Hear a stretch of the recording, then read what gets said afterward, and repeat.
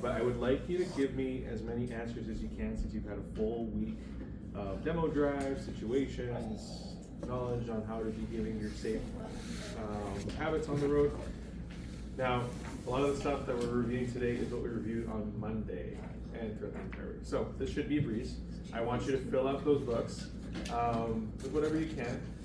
We're going to have a couple scenarios as well, and again, just going to be asking questions, but we are going to have our housekeeping just up first. So bathrooms, or coffee I should say, you guys know where the coffee stations are. For a 15-minute break, lunchtime, please feel free to use up anything you need. There's cream and milk in the fridge.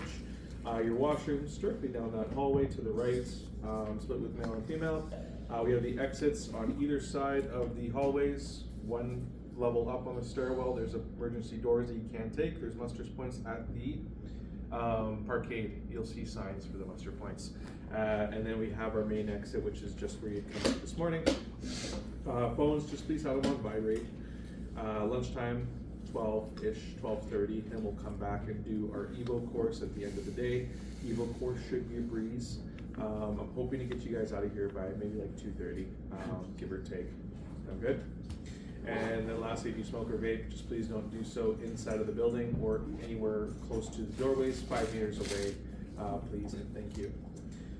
Course goals today, so similar to on Monday, we had to assess for safe and legal vehicle operations, responsible driving behaviors and driving conditions, and courtesy to all other road users using our proactive and defensive driving techniques.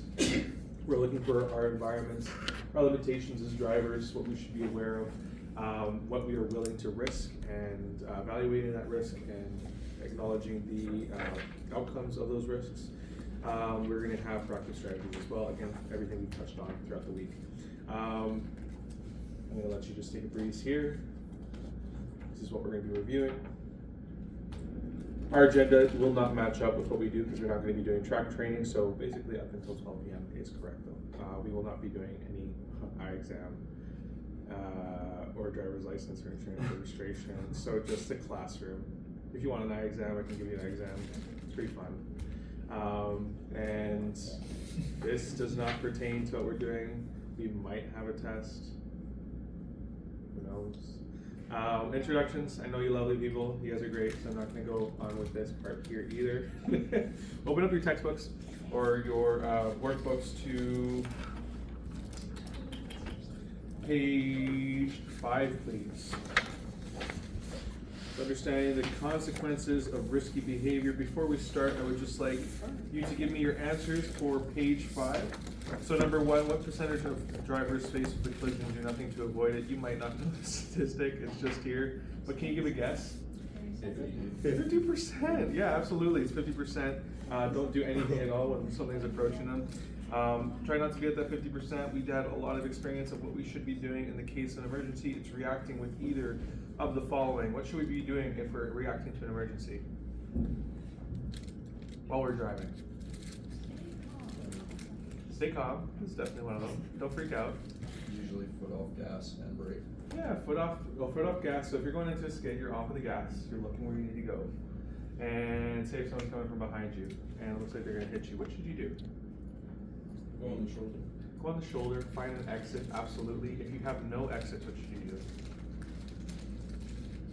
I'll make sure it's a glancing blow. Try to get a glancing blow. That could be something that you look for. If you can't move and it's too late for you to react, but the only reaction that can come out to help yourself from getting into an even worse collision, what can you do to prevent it from getting any worse? Like rear ending specifically? Yes, rear ending specifically. Pull forward as much as you can. You can pull forward. I would recommend if that is only in the situation if you have no one ahead of you. But if you have a vehicle ahead of you, keep that safe distance and put a lot of pressure on that brake pedal. Your head should be against the restraint just to avoid that whiplash, and just be prepared for it. You can give a notification to the driver ahead of you. Some honking might do, and they might be able to prepare themselves in case your vehicle can't stop from hitting theirs. But that's what we can be doing.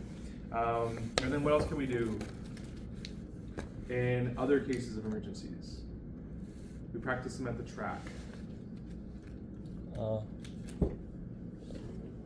There you go. So like a combination, you can do brake and steer, steer and then brake.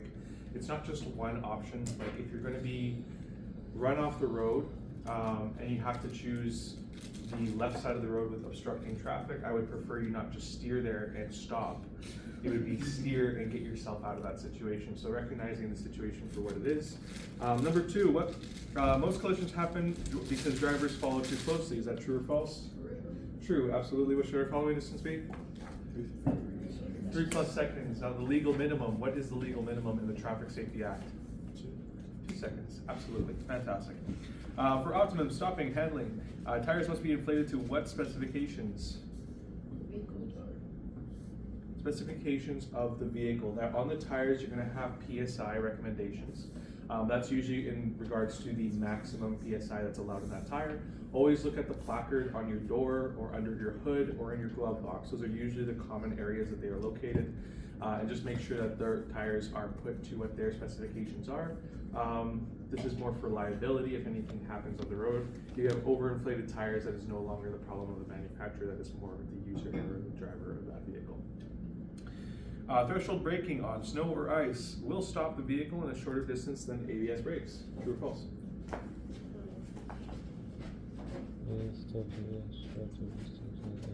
Threshold braking on snow or ice will stop the vehicle in a shorter distance than ABS brakes. True or false? False. True is the answer. True. Threshold braking is the most effective braking. Now, if you recognized it at the track we were practicing with ABS, we didn't necessarily talk about the distances because we didn't have any flag sets or certain parameters that we were following it. But what did you notice with your ABS compared to your threshold, or your threshold compared to your ABS? Less skidding. Less skidding. You had more traction on the road, so that causes you to drag a little bit less. What else did you notice with threshold compared to ABS? Smoother. Smoother on yourself, smoother on your passengers, smoother on your equipment as well. There's less rumbling, less chances of things falling over or getting unbuckled, whatever it is. So just try to always use threshold. And chances are you were already using threshold before this. We just didn't have a name for it. But in all cases, I want you to prioritize threshold as it makes it easier for yourself, but also to traffic behind you to respond to your emergency for whatever it is. Most fatal collisions happen in urban areas. True or false? That is actually false. So where collisions are more fatal, can you take another guess? Highways or rural? 100%. And why? Faster speeds. Maybe less lights. Less lights, totally. Visibility is affected usually. Anything else I could have? Animal life. Animal, absolutely. Unpredictable situations. Or Far away of predictable. emergencies. Hmm? Far away from of emergencies. Absolutely, you get into collisions, it's hard to get responders to your situation, tow trucks, EMS, fire units, police officers. That's something to consider. There's one more thing that you have to consider when you're on rural roads compared to your urban highways. The roads aren't maintained They could be, absolutely. It could be gravel, it could be paved surfaces, but those paved surfaces could have lots of ruts, washboards, sloped edges with loose gravel. So understanding in those areas that that's a risk. So yes, most fatal collisions happen in urban areas or in rural areas. In urban areas, you're going to have a lot of accidents or collisions that cause injury, but not death. Property damage is more common in urban areas as well. And what should you do when driving through a curb? Brake before and maintenance speed. Bingo bango. So just do that anytime that you can. There is a recommended speed limit usually at those signs. Follow those recommended speed limits, especially if you are in a company vehicle. On your own personal vehicle, I can't dictate or recommend what you need to do. But for those company vehicles, if there's ever the incident that you go into a skid and go off the road, cause damage or whatever the situation is, if they see in the records that you're going above that recommended speed limit, you could be held liable. You might not necessarily be given a ticket by any officer that sees you go that speed, but in the incident of a collision, that could take place. Okay, perfect. Now, next one here, we have two pictures. This is going to be a polling question. So which of these activities is riskier and why?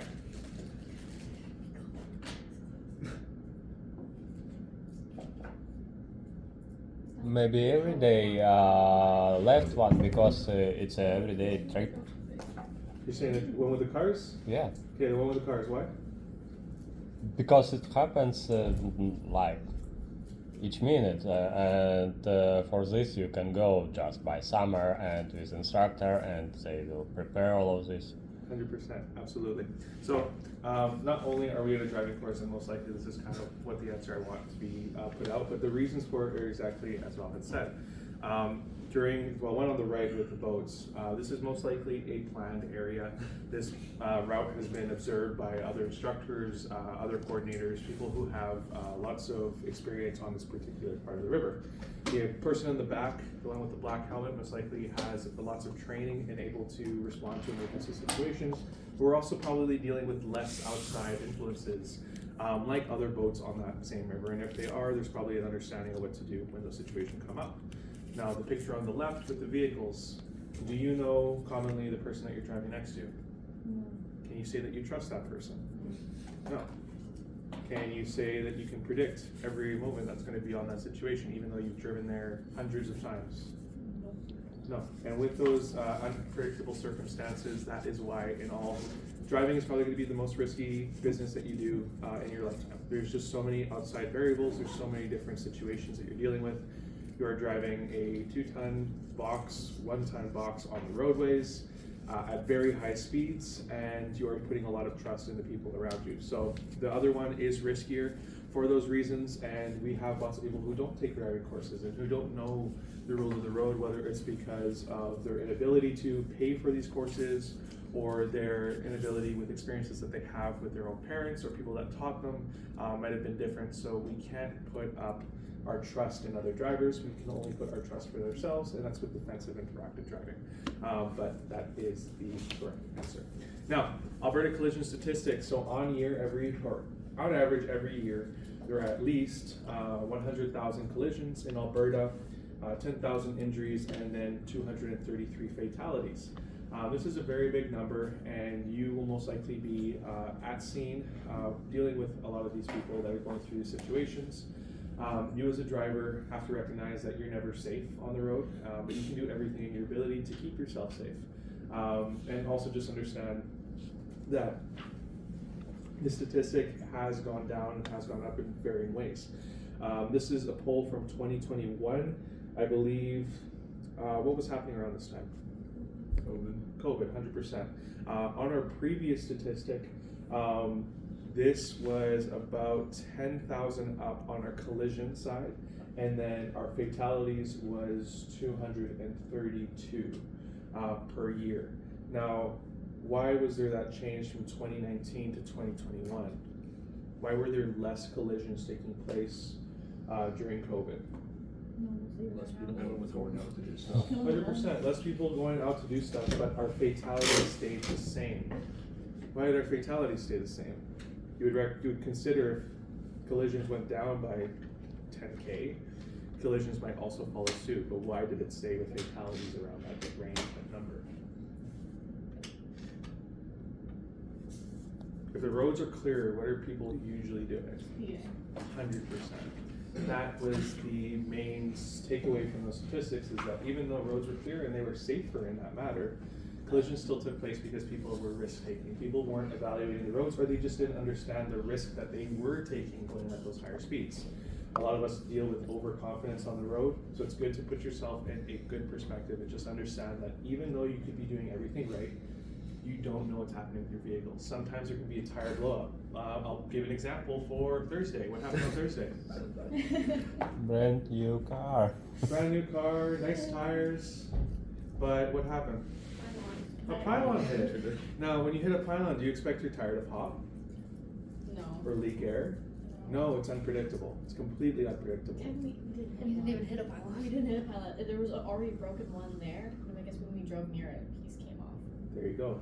So he didn't even get into the circumstances of doing it on his own behalf. But what happened? Tire got a blowout. Same thing happens on the roadway. We could be doing everything right. We could be driving on the road completely A-okay, completely normal. But imagine if you had taken those steps at 110 kilometers an hour. You drove by the wrong pylon and your tire got a puncture, but instead of just hitting the sidewall and leaking air, that caused a blowout. And now you're losing control at 110, potentially 130, depending on how you drive. With that, the significance of that situation is tenfold. It gets more dangerous. So just understanding that, try to keep the speed for yourself, to keep yourself safe, because situations can just happen. It's weird. Lug nuts. I've seen so many cases of people going to get their winter tires changed and they don't follow that 100-kilometer retorque specification. What happens after 300-400 kilometers? Lug nuts shear off, and that tire is off on the road. And that is not only leaving your car stranded, that tire is also going against cross traffic, potentially your own traffic, and hitting another vehicle, hitting property, or hitting another person. Now that's a danger that we have to be constantly vigilant for. That's why we do walk around, that's why we do pre-trips. It's just able to acknowledge that and catch it before it becomes a situation. It's also very, very bad if you're driving a company vehicle with your emblems, with your markings, your unit number, and then something is incorrect, like a tire falling off on the roadway. People are gonna see that emblem and be like, man, it's a really, bad company. They didn't look after their stuff, or they just hire people who don't take seriously after their job. Don't be after that. Keep yourself cool, keep yourself safe, but just understand that there's a risk, and everything that you do, you could be doing everything right. Now, polling question, most collisions and time of day. What day is the most collision prone? Friday. Friday is correct. We have Friday as our top leading. Is it leading by a whole lot? Yeah. Yeah, like 3,000-ish, give or take. But other numbers, are they pretty high still? Monday to Thursday, just because Friday is the highest, we don't just kind of be like, okay, every other day is completely fine. I'm gonna speed to work and I'm gonna, cut traffic, whatever it is. Friday is still high, but other days are still notably high as well. Why the heck does it slow down on Saturday and Sunday? People are home from work. Rush hour. There it is. People are home from work. For Friday, yeah, absolutely. Friday and Monday, you're dealing with rush hours in the morning and in the evenings. Why? They just want to get the day over. Work. 100%. People want to get the day over with. They're going to work. They're just getting their day cruised through. Saturday and Sunday, it's more of a lax time. People going to Costco, Walmart. Usually not in a rush, but sometimes still. That's why collisions still take place. But what time of day is the most collision prone?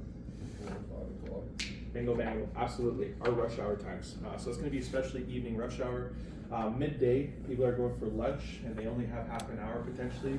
They are zooming to Arby's, A&W, whatever the heck it is. So being aware of those areas, but also the morning rush hour, we still have a high number.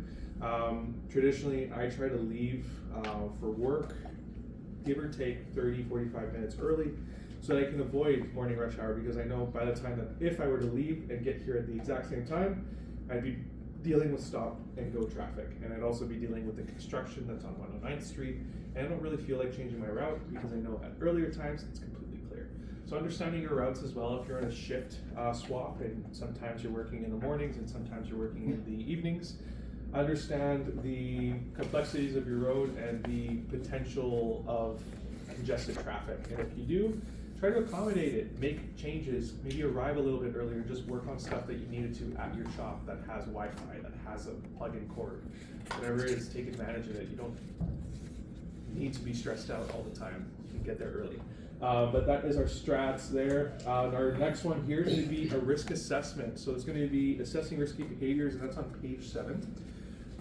So there's a couple little lots there. We're just going to do this as a group. Everything that we're going to do here is just going to be as a group. I don't want any private time. But for the first one here, we have a list from 1 to 4. And it wants to identify what are the most common areas of collision. What are the most common incidents that take place on the roadways? So number 1, if you're looking, let's start with number 1. Which one do you think is the most common collision that takes place in, I guess this is for Alberta? Follow too close. Following too close? Does anyone agree? 100%. It's bang on. Following too closely is number 1 with a 31.7% of or potential for collision. Now, following too closely, we see it done. People think that it's no big deal, but you're only affecting yourself. You're making your day the worst day possible because you have to keep accelerating. You keep having to brake hard. You keep having to react within seconds of what's happening. Some people have a rush of it. Adrenaline spikes, and they're like, man, this felt awesome. Going 2 centimeters away from that bumper ahead of me. I'm gonna keep doing it. But those people have to just start picturing themselves, and it takes a process. But you are in a situation where you are a professional driver, so you don't have the luxury of thinking that way. Your job depends on it. Your livelihood depends on it. People that you care about depend on it. So following too closely is a big no-no, and the way that we simply do that is offer more space. Collectively, all the time, I practice a 4-second following distance. Doesn't matter if traffic around me is upset, I keep it for myself for those situations. I want to make sure that I react accordingly to whatever situation takes place. I especially do that in my work vehicle. In my personal vehicle, I make mistakes. Sometimes I don't follow my 4-second following distance, and I feel terrible after that point, but it's about making changes after the fact. We can make mistakes as long as we're putting effort in to make those habits what they are. Number 2, what is the next common, do you think? Improper lane change. Improper lane change. Everyone else agree, or any other differing opinions? Okay, absolutely. Number 2 is actually going to be running off the road, and that's going to be at 18%. But why did you say improper lane change? Happens so often. Happens so often. Now this is statistics for what we have for Alberta. This, I don't know when was updated. I just have it in my presentation. But you see on the roadways commonalities of how drivers react, what drivers do that could be potentially dangerous. I would agree that improper lane changes take place a lot, and it's risky business. Why is it risky business? Other people don't know what you're doing. Other people don't know what you're doing on the roadway, but also pedestrians, right? Pedestrians that are approaching a crosswalk. If you have people that are just swerving in and out of traffic, are they predictable? Can you trust that they're looking where they need to? Are they looking to the car that they almost hit? There's riskiness all around with these maneuvers that we do. What do you think is number 3? Back them safely. Back them safely. Everyone agree on that? Any other opinions on what could be a higher potential cause for collisions? Failing to yield right of way at uncontrolled intersection. Fair enough, absolutely. Anything else? So the one that answer that they want on this presentation is to left turns. Left turns, what makes these risky? If you were to think you were in an intersection right now, you're making a left turn, or you're observing another driver make a left turn, what's risky about that maneuver? You're coming on oncoming traffic. Oncoming traffic, absolutely. You get into one of the worst cases of incidents, which is T-bone, especially if you have a passenger, someone that you care about. You also have high impact for a major collision area. If you get into a collision, that intersection is probably going to be down for X amount of time until a tow truck or emergency services come out. You're working with usually higher speeds in those intersections as well. Pedestrians are usually present, so sometimes a collision takes place, and a pedestrian that was just waiting at the crosswalk could be affected by shrapnel, anything that comes out from that vehicle. People can be affected in a very negative sense, even if they had no corresponding portion to that incident or that situation. So left turns, absolutely. And our last one, number 4. What do you think is number 4?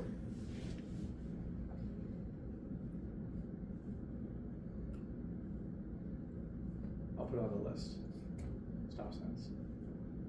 Stop sign violations. Now this is your common, rolling stop, no stopping at all. People that are expected to stop in an intersection when they go through are very misleading to other drivers coming towards them because they're expecting people to yield. They're expecting people to stop, and sometimes people don't even look, they just proceed. So there isn't any timing, there's no sense in what they do, and now it's up to the other driver going into the opposite path to take into account what their actions are going to do to them. Also, pedestrians are affected. Big one here is stop in position as well. You can't get a stop sign violation if you don't stop at the correct position. A lot of drivers stop on unmarked crosswalks. What are unmarked crosswalks? 100%. Dip on that corner of the sidewalk. If you see a dip on the corner of the sidewalk and it's going to the other dip on the other side of the road, that is an unmarked crosswalk. If that dip is present, you will stop before that line, making sure that you check before you proceed. After you check and there's no pedestrians, 100% you can encroach on that area and make your turn or continue straight, whatever you need. But you stop before that unmarked crosswalk at all occasions to just check for cross traffic, check for pedestrians. Sometimes your view will be obstructed by a billboard, a tree, light post, people, whatever it is. Make sure that you check or you come to a full stop where you're supposed to and then proceed. At that situation, then you have done your full due diligence. If you see pedestrians approaching and there's lots of traffic, think ahead and be like, okay, yeah, I can move in because I stopped, but now I'm going to be blocking the crosswalk for that pedestrian that's literally just coming up at me. get out of that situation altogether. Next one up here, we have the consequences of taking risks, mind map. So this is going to be on page 9, please.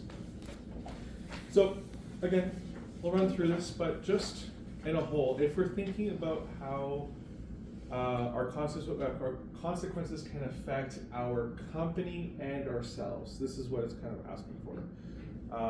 How can it affect our company or ourselves if we get into, say, a collision? What are some things that kind of trickle down through that situation? Injury. Injury, 100%. Injury is correct. Insurance. Insurance can be stacked up for that collision. There's demerit systems for drivers, and if you get demerits for professional commercial driving, they hold it to your company, and your company gets poorer insurance or they get poorer rates for whatever the situation is. It's on their record. Anything else? Family. Family stress. You know, family can be affected by the workload that's put on you or the stress that's put on you. You might be affecting people that you love because of those stresses. Anything else?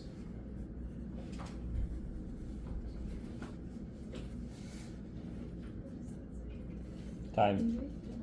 Your time. And by time, what do you mean by time?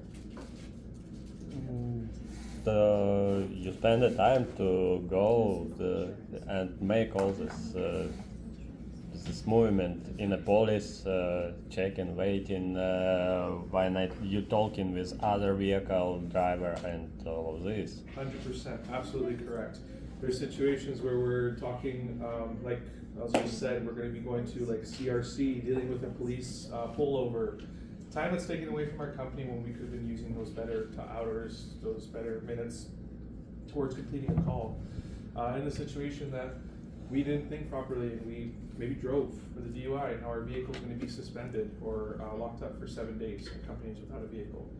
If we make poor decisions and we get our vehicle damaged, now it has to go to a shop and potentially be down for a few days to get repairs done, for it to get through its incident reports. You have to do incident reports. It takes a whole bunch of time out of your day. Just by those mistakes that are made on the road that could have been prevented. All of these situations can be prevented by proper driving attitude and proper use of your habits. Anything else that can be affected? You could lose your job. You could lose your job, plain and simple. Something that you love to do, something that you know to love to do, get really good at. All that work, all that money that you put into this course could potentially be nil after a couple mistakes. So looking after yourself so you don't get into that situation, because you worked hard to get where you're at, is very important. So I'll put on the list what we have here. We have rental and lease costs can be affected. You have property damage could be affected. Family stress. We have hospital and WCB costs in case of any injuries. We have service delays for anyone that needs that attention. Breach of contract costs and delays. Long-term physical and mental effects and vehicle damage costs are all in that big mind map. Now, this mind map can go past that. There's so many other ways that these situations can affect us, both in our work lives and our personal lives. So again, just to get yourself out of these situations, to get out yourself from getting into a hole, keep yourself safe on the road. Again, your main job on this, your main performance is through driving. You are doing awesome work on the road. You're going to be doing amazing things for people, but you can only do that if you are keeping yourself safe on the road as well. So to get your job complete, practice these habits so you don't get into a situation that you're really going to regret in the future. We got all that? I'm going to let you guys wait for like a minute more.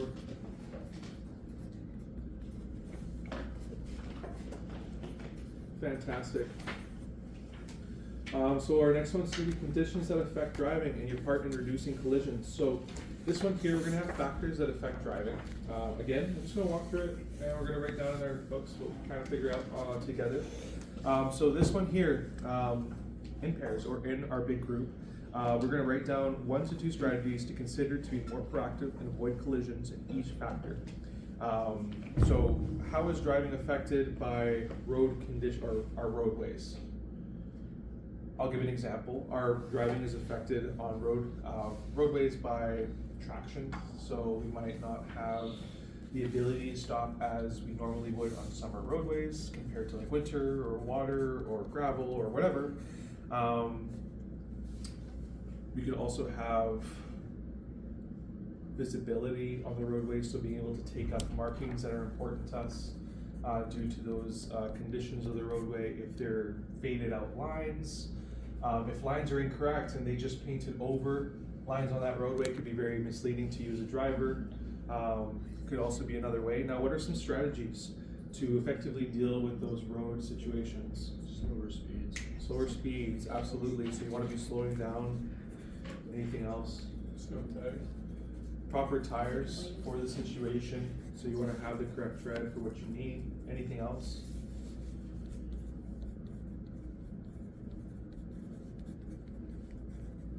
Anything else that can help us on our roads? Fog lights if needed.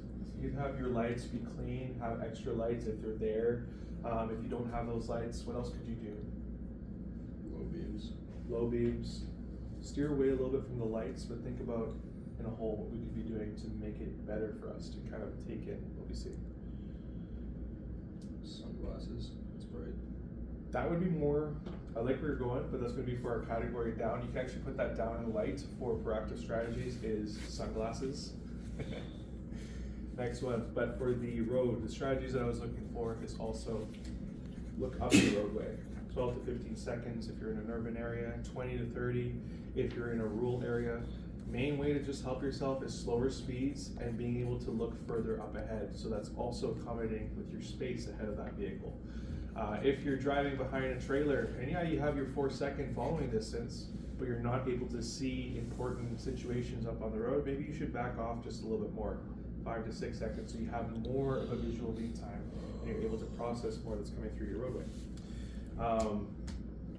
And this is what I have for the other portion. So you have risky maneuvers, unpredictable movements can also take place with those roadways that are present. You've probably seen vehicles avoiding potholes, but they don't really avoid potholes with due regard of the traffic right next to them. They might just swerve around, right?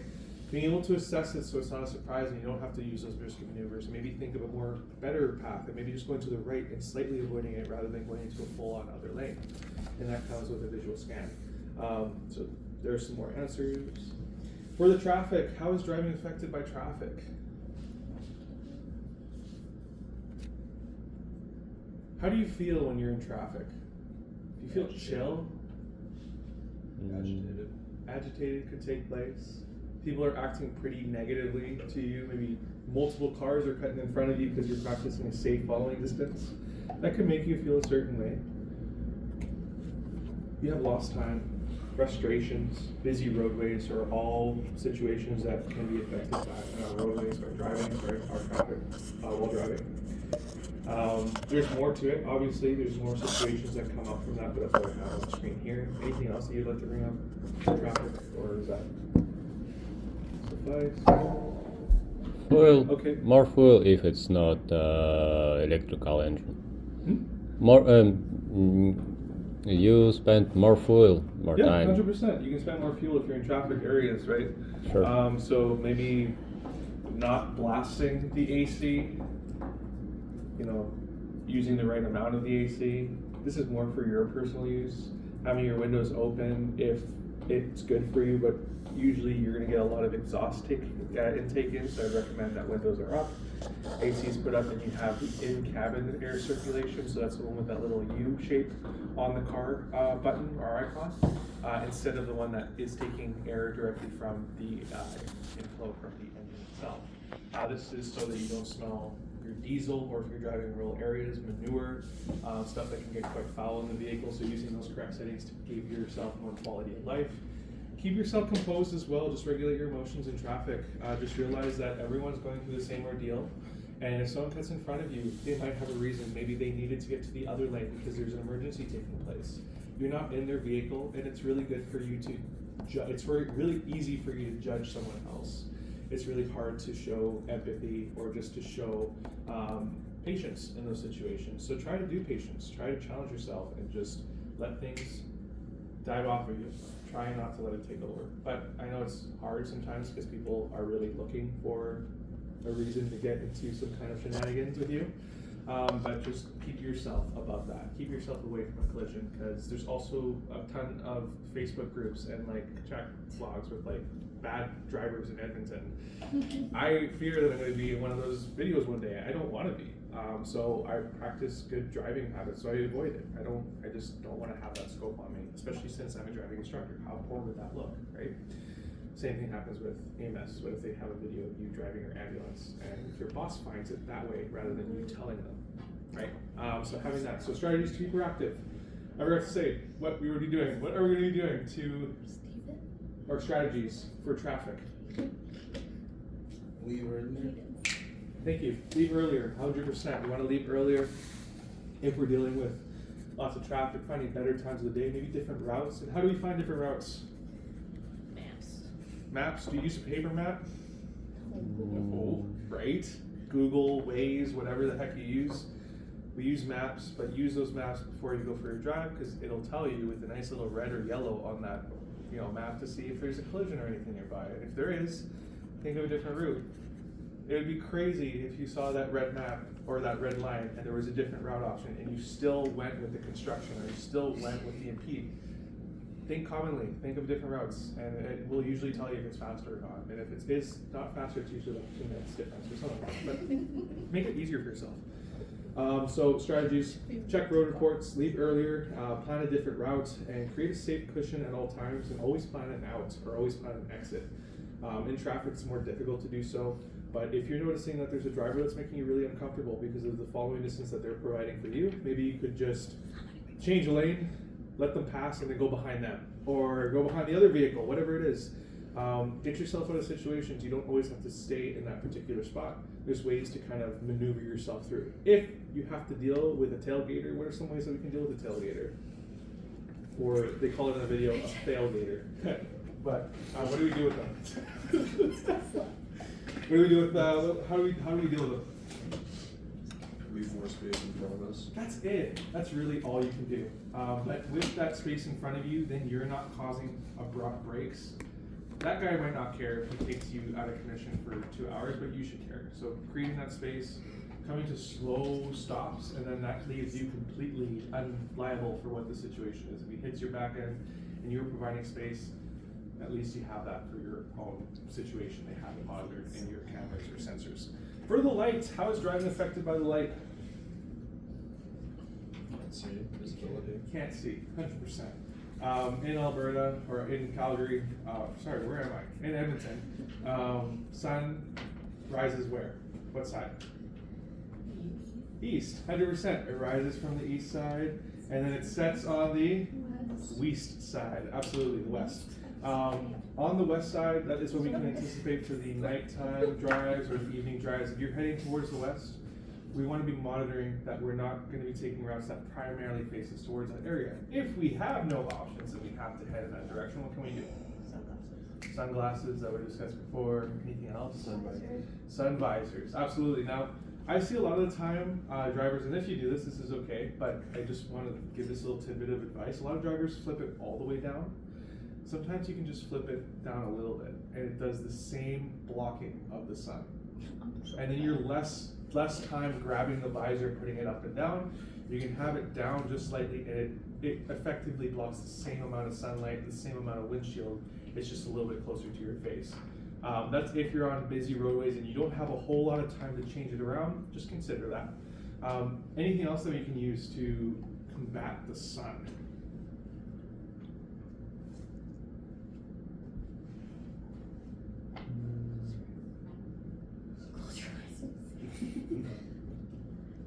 Not close your eyes, please don't close your eyes.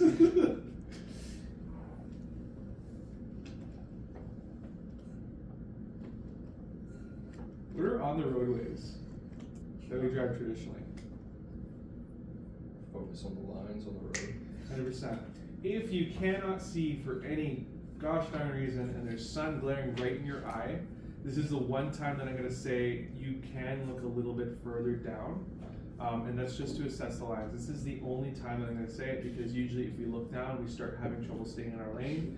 But if you can't see ahead of you because there's sun directly being in your eyes and your sun visor isn't doing the trick, look at the the corner right side. Stay away from the left, because if you're looking to the left, where are you gonna head? You're gonna head to the left automatically with your steering. So hug the right side, the white line, or whatever it is, and try to just monitor that line so you're at least staying in your lane and you're not just blinded. What else is affected by light? Think of the counterpart to light. Heat? Huh? Dark. Dark, there we go. The night. Light. So if we're dealing with the night times, and say we're driving in rural roadways, what are we dealing with? Animals. Don't worry about animals. What's that? Visibility. Visibility is definitely affected at that time. And how is it affected? Can't see as far. Can't see as far. You can't monitor things because it's not lit up the entire roadway. So while you're driving on those roadways, be more aware, be more vigilant, travel at slower speeds if you're ever traveling on those roadways. But light is affected by lane drift, visibility, control, field of view is all affected. And then strategies: clean your headlights, clean your windshield, use sunglasses, sun visor, and pick routes with better lighting. So if you have to go through a rural road, maybe don't take the gravel road if it's very dark out. Maybe consider finding a rural highway that has lights that can take you a majority of the way there, and then you can circle around and get back to your destination for driving only a little bit on that gravel road. Weather. How is driving affected by weather? Visibility. Visibility, 100%. Traction. Traction is very correct, yes.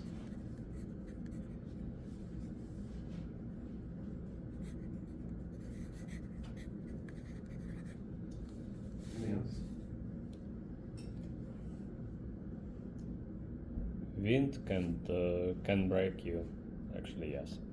The wind can Yeah. affect you, especially when you're in ambulance. It could deal with a loss of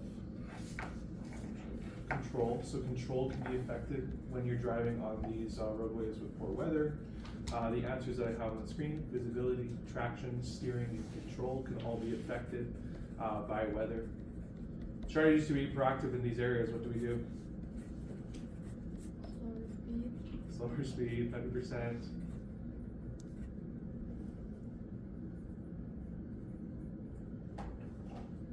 Give yourself enough space. Give yourself enough space. This is going to be a very repeated line throughout the entire course. Slow your speed, give yourself more space, and look further up ahead. This is in all the recipe for a safe drive. If you can keep that up, you're going to be a safe driver, 100%. And then everything else comes out of that. Because if you're looking up ahead, you're being more proactive, you're assessing more things, you're being more predictive. If you're slowing your speeds for the conditions, you're able to take up that information and respond effectively. If you're dealing with traction, give more space, give a slower speeds, and give yourself a more appropriate time or a more appropriate window in case something goes wrong. Answers we have drive for conditions, use correct light settings. So if you're driving in the winter, don't have your vehicle on the off position with your lights. Don't have your vehicle with the marker light settings so that your tail lights are on and not your headlights. Make sure you have proper low beam headlights on at all times. Top up your wiper fluid in the case that your windshield gets obstructed by mud, snow, ice, whatever is kind of going off of people's roofs or whatever. Ensure the blades are in good condition, soft and pliable is what we're looking for, and then increase your following distance and predict more decisively for what's happening on that roadway. There's a drive that I took over to BC not too long ago, and my road report I did 2 hours prior, and I noticed that there was going to be rain on my trip for a small portion, and I was okay, yeah, rain, I can deal with rain. I've driven in rain all the time. We went in a Corolla, no problems, until you reach that portion of the rain, and that downfall was nasty. There was so much rain, it was huge droplets of water, and for the majority we were good. I had my wipers going, I had good visibility, I was using all the strategies that I needed to use, but something that we can't always predict is other vehicles coming towards us, right? So other vehicles, and what I mean is, what if there's a big puddle on the road, in the middle of the roadway, and that big 5-ton truck hits that puddle, and all of that water dumps on your windshield. Have any of you had a situation like that? Did you feel safe in that situation? No, you're driving blind for like 3 seconds, and it's scary. That's why that proper scan ahead of time is super important, because you're taking and registering what that road looked like. I couldn't see for 3 seconds, and I also knew that I couldn't slow down drastically because I had vehicles trailing behind me at 100 kilometers an hour. So being able to respond and using those safe driving habits can get you out of a situation like that, pickle of a situation where we can't teach you that through our simulations. We can't teach you that through our drivings because it's situational. So being prepared for it by using those scans ahead of time to keep yourself safe. And also recognize, if you're driving an ambulance, you could be doing the same thing to another vehicle. So if you're going into cross directions of travel at higher speeds, or in most cases, avoid puddles. It's against the law to drive over a puddle and splash a pedestrian. It's also super rude. Don't do that. But also just recognize that if you're driving on a rural highway, generally see a puddle in the middle of the road, don't drive over that puddle and don't scare the jeebus out of that little Corolla that's kind of scooting by. But that's our weather. Our vehicle, how is our driving affected by our vehicle?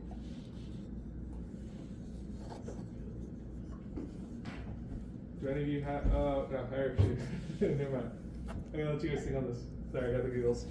How is driving affected by your vehicle?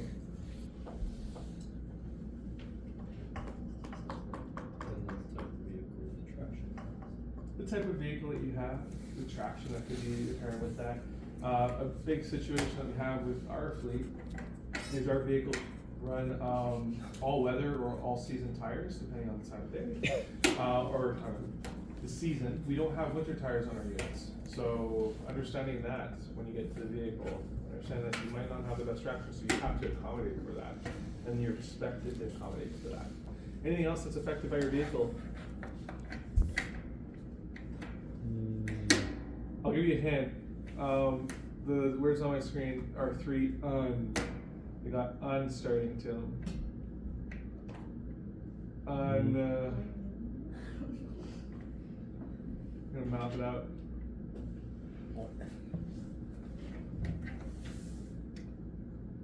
Unpredictability.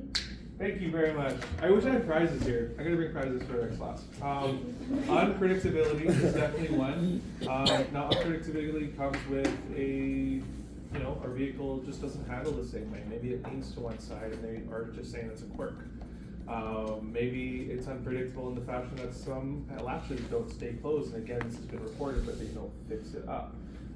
You could also just be dealing with unpredictability of rock chips hitting your vehicle and obstructing your view, but this is more out of your control.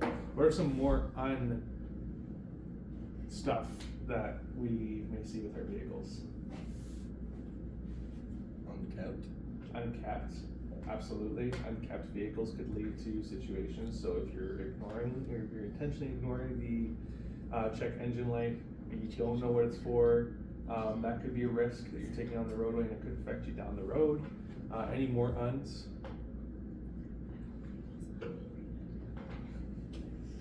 If I were to ask you to go into a Tesla, why? What would you be dealing with that's related to unreliable? Sure, absolutely. Ugly. Ugly. Ugly, yeah. Anything else? Unknown, I guess.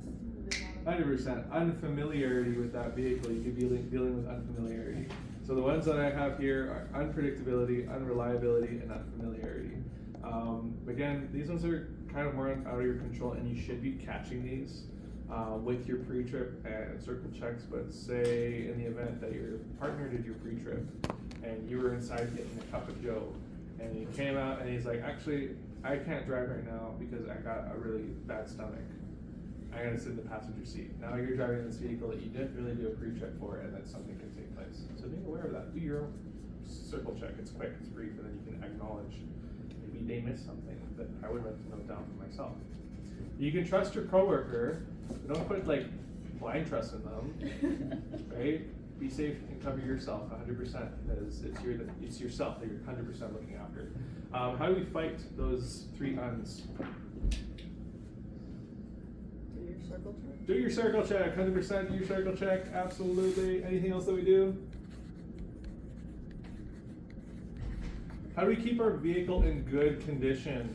Get it serviced. Get it serviced. What can we do as drivers to keep it from going to the service? Check our fluids. Check our fluids.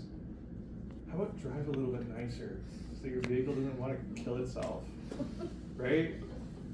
That's it. Complete a full walk around. Complete regular maintenance checks. Avoid exerting your vehicle, hard braking, accelerating, and steering. You do all of these things, your vehicle will last a considerably a longer amount of time because you're not putting immense strain on your vehicle, on its engine, on its brakes, everything that's applied for it. So with it, drive more relaxed, and that's with that following distance, that safer speed, and your vehicle will love you. It'll flash the blinkers every time you approach because it's so joyed. It's going to move its wiper blades, and its headlights are going to turn pink because it's just blushing so much with the beautiful face that you're coming and approaching with, right? Driver, how is driving affected by the driver?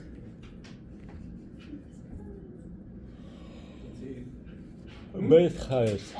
I heard an answer over here. I'll get your answer. Fatigue. Fatigue. Bad habits. Bad habits, 100%.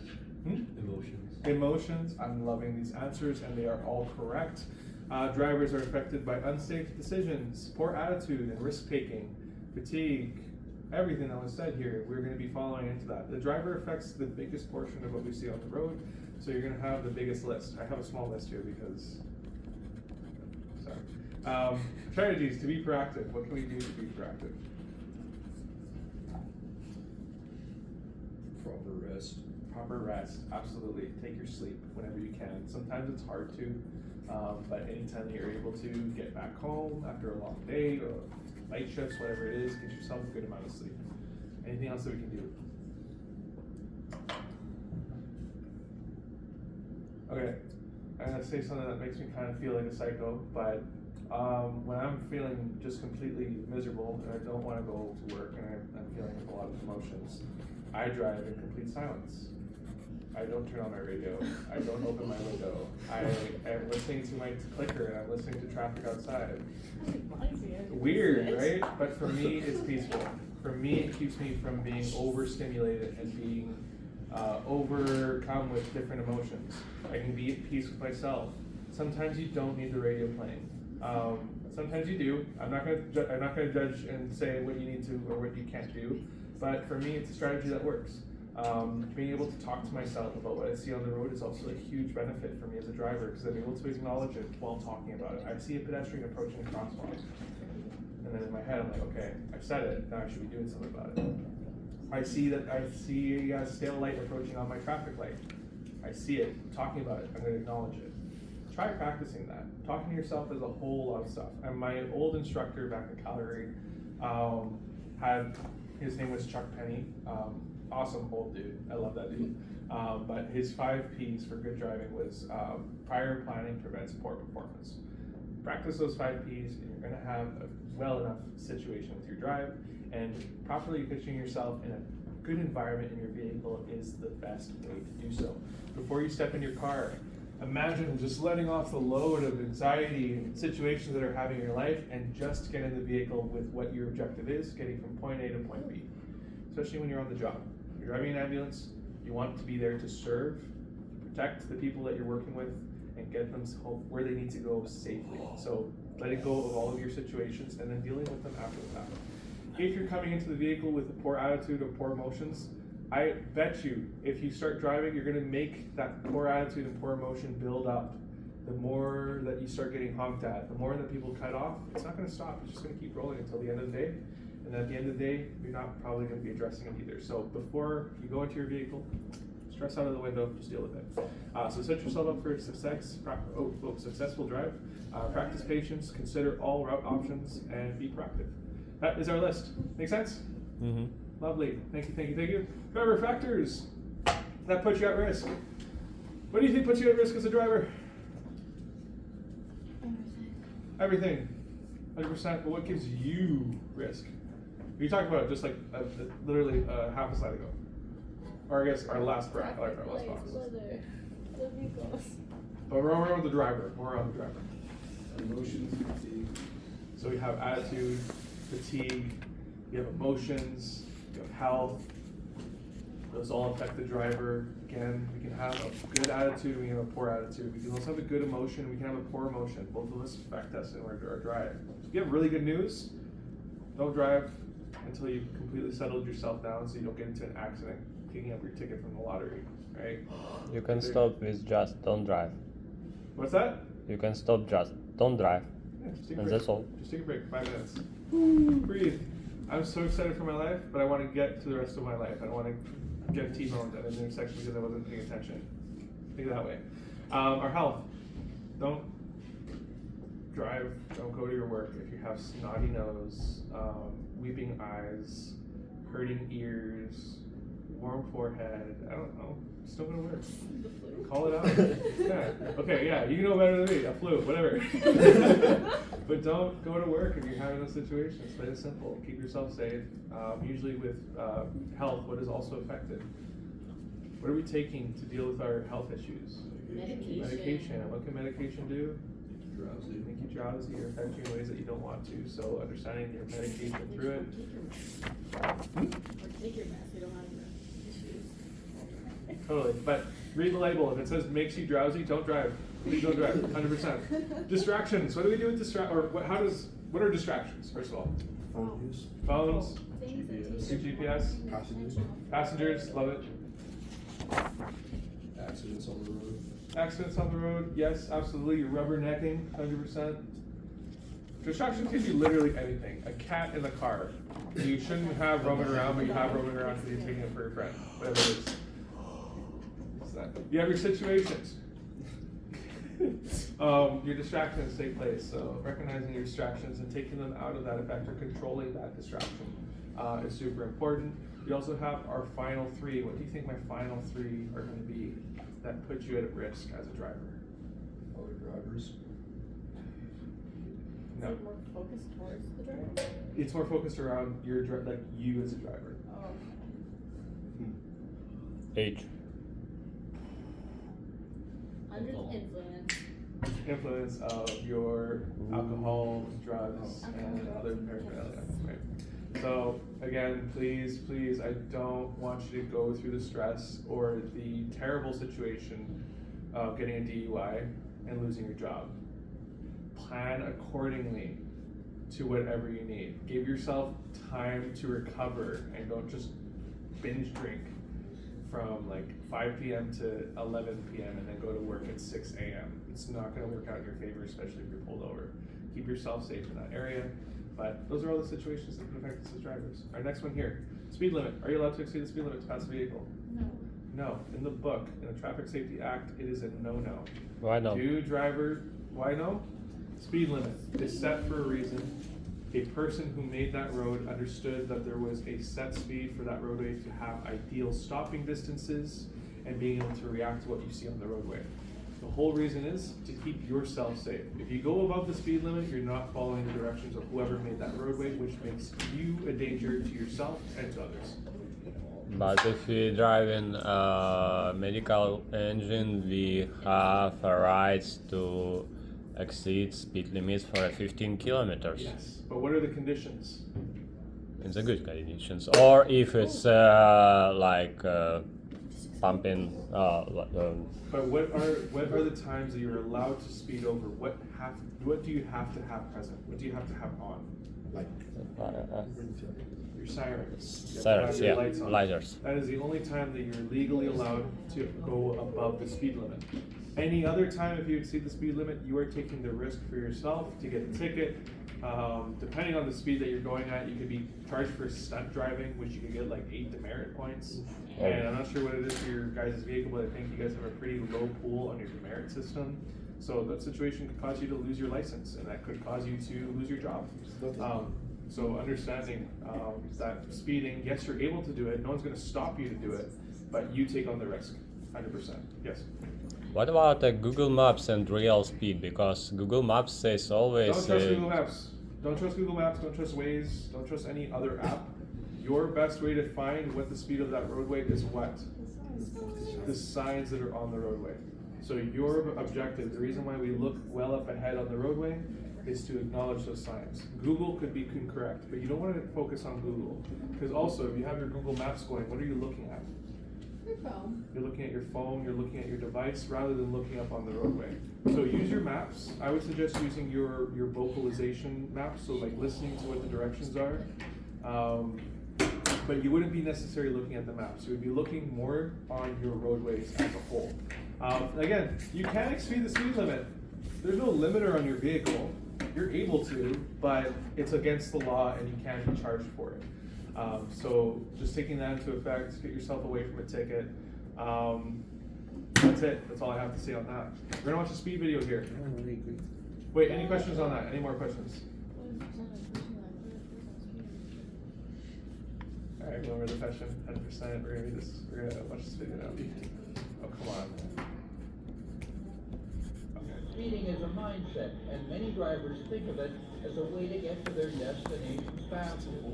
Many don't realize that speeding seriously affects your ability to maintain traction in bad weather conditions, and reckless driving can affect other road users.